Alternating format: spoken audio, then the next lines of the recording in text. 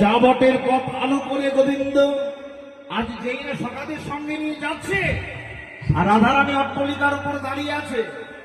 গোবিন্দের নয়নটা পড়ে গেল রাধারানীর নয়নে, রাধারানী নয়ন পড়ে গেল গোবিন্দের।